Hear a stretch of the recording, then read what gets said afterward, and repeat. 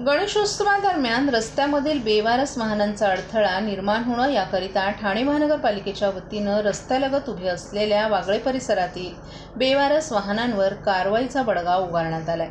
गणेशोत्सवाच्या आगमनाची तयारी सर्वत्र सुरू झाली आहे। गणरायाचं आगमन होण्यास सुरुवात झाली आहे। याच पार्श्वभूमीवर रस्त्यावर वाहतूक कोंडी होऊ नये याकरिता विशेष मोहीम सुरू करण्यात आली आहे। वागळे आणि नौपाडा प्रभाग समितीमध्ये ठाणे महानगरपालिकेच्या वतीनं रस्त्यावर असणाऱ्या बेवारस वाहनांवर कारवाईला सुरुवात करण्यात आली आहे।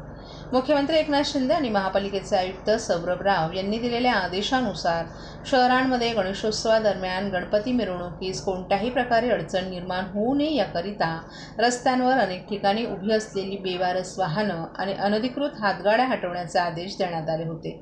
याच अनुषंगानं आज वागळे प्रभाग समिती अंतर्गत ही कारवाई करण्यात आली। उपायुक्त शंकर पाटोळे यांच्या मार्गदर्शनाखाली वागळे प्रभाग समितीचे सहाय्यक आयुक्त भालचंद्र घुगे यांनी कारवाई करत रस्त्यावरील बेवारस वाहनं हटवली।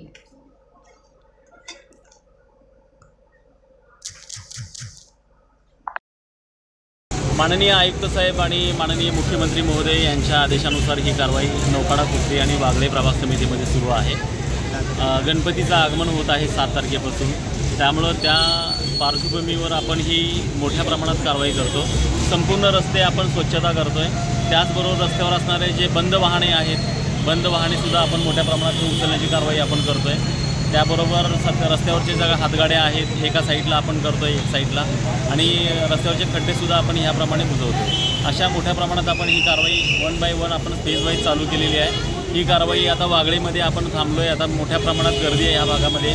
आशा IT पार्क रोड नंबर 22 आहे, 16 आहे, 27 आहे, 25 आहे, आणि त्याचबरोबर आपला डम्पिंग ग्राउंड आहे। या भागातही आपण ही कारवाई करतो आहे। याप्रमाणे या भागातल्या सगळ्या वाहतूक सुरळीत चालतील आणि गणपतीचंही आगमन चांगल्या पद्धतीने होईल अशा प्रकारची ही कारवाई आम्ही सहाय्यक आयुक्त नौपाडा प्रभाग समिती, वागळे प्रभाग समिती अशा संयुक्तरित्या ही आम्ही पुरी केलेली आहे।